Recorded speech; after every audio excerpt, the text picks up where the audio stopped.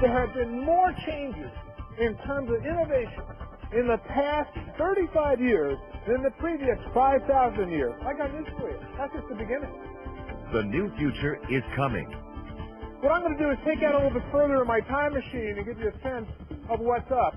Dr. James Canton is a renowned global futurist, social scientist, author, sought-after business advisor, and CNN media commentator. I believe our world is in the midst of a massive transformation. I call this the new future. It's about the fusion of what's coming next and how it's going to impact on customers, markets, your enterprise, your industry. He offers audiences a breathtaking preview of the top megatrends that are reshaping every aspect of our lives, from incredible new breakthroughs in biology, science, and information technology, to shifting consumer demographics, global business, leadership, and security. As a leading authority on future trends and their impact on business, society, and the economy, Dr. Canton has been advising business and government for 25 years. Dr. Canton is the CEO and chairman of the Institute for Global Futures, a San Francisco-based think tank that advises the Fortune 1000 and government.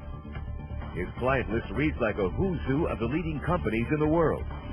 Dr. Canton is the author of Technofutures, a book acclaimed by business leaders as a blueprint for how innovation will shape the future of business in the 21st century. His next book is entitled The New Future, How New Science, New Demographics, and New Consumers Will Transform the Marketplace and Our Lives. I've just put together an on-demand supply chain. I've gone ahead and pre-sold the product to determine if there's interest. I've collected digital dollars in an account, and I've done all of this without leaving my deck in Sausalito. Dr. Canton is a commentator on CNN Financial News, where he reports on the latest business trends to a worldwide audience. He serves on the advisory board of MIT's prestigious Media Lab in Europe, a center for global innovation.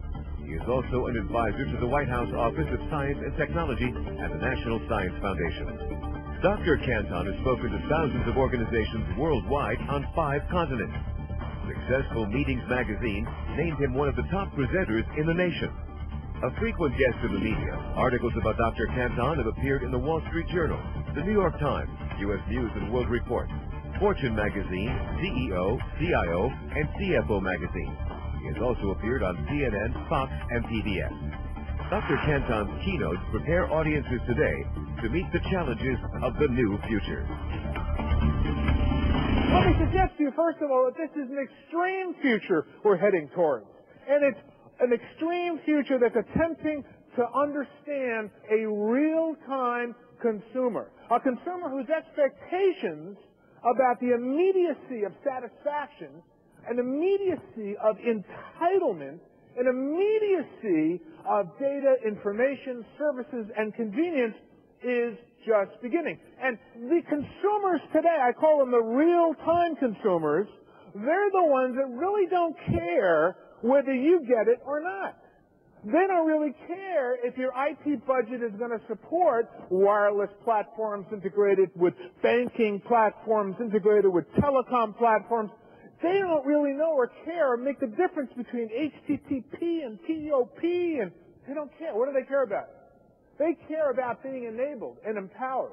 And they view technology in this extreme future as enabling and empowering them. That's all they really care about. And the question is, are you ready to help them navigate through this extreme future? Do you have the kind of cultural mindset, which I call real-time agility, to be able to change fast enough? Over the next 5 to 10 years, the acceleration vector will be 1,000 times more. So now, all of a sudden, product cycles, instead of going ahead and we're going to work on a product now and bring it out over the next 2 years, we're going to work on it and bring it out over the next 6 months. In my presentations, I try to chart the future of business and society. What's next? What's coming? Well, I can tell you. Are you ready for on-demand supply chain, industrial morphing, a blended reality marketplace? This is what's coming, just a small part of what's coming. Certainly by 2005, there'll be 1 billion people on the Internet. The largest percentage of those folks certainly will be using wireless devices to be able to access the Internet. Spend some time in Finland today or in Tokyo, and you'll have an understanding of what 2005 will look like in the United States. We are at the edge where new innovations will come faster, These innovations will create disruptions that will cut deeper. So therefore, the learning certainly will mean that you'll have to get up to speed to keep up with the real-time consumer. You're going to have to be able to lead them by learning faster, integrating faster, and being more savvy in terms of these radical innovations. Because I think that radical innovation is the only competitive advantage. Price elasticity in a marketplace where you have lots of different new channels, what do you have? You have more choice for the consumer. What's going to happen to pricing in this environment? It's going to become elastic. Because of all these choices is how do you go ahead and protect and embed intelligence into your products to be able to constantly keep them from becoming commodities. I forecast with all these new changes and breakthroughs coming that will need a whole new level of leadership, a whole new paradigm of leaders to be able to understand this war for talent, the battle for the future customer. How will leaders need to change to be able to take advantage of this new future? Well, in my presentation, I outline a blueprint for this new leadership model, and I'll help your audience understand how they too can become a leader for the 21st century. The question is, what is your role in this game? What are the implications for you?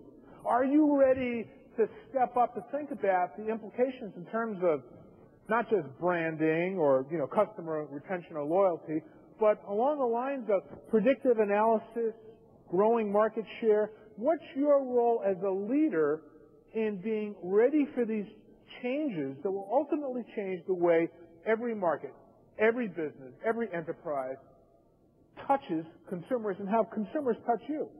Let me take that a little bit further in the next video and suggest when you start to integrate these things and step out a little bit further, the universe of what the possibilities are for doing business when you have these platforms in place. Yeah. Okay. That's great, yeah, that's brilliant. Bye then. Please, Secretary. Can you arrange for myself, Ronald, and Bernard to see Swan Lake? I'll just check with her, please. I've got tickets for Rome City College, one of the 50 officers. The future interactive consumer, their demands and sense of entitlement for services, convenience, and empowerment will grow larger. Bioscience will have a tremendous impact in terms of consumer marketing by giving us a variety of genomic, personalized information about individuals that, for instance, I may have, how many people here, show of hands, or they themselves have an allergy or somebody in their family has an allergy? Show of hands. Yeah. So if we had information about allergy-sensitive packaging or allergy-sensitive products, and we knew that there was a significant amount of the population that could use that, do you think that that would make a difference in terms of marketing? Could I create an entire business around that, where I put my thumbprint on an internet site that's touch-sensitive, captures the information, and then shows me all these products that might be preferred to me because I have certain allergies or I have certain sensitivities? Well, we're just at the beginning of all of this.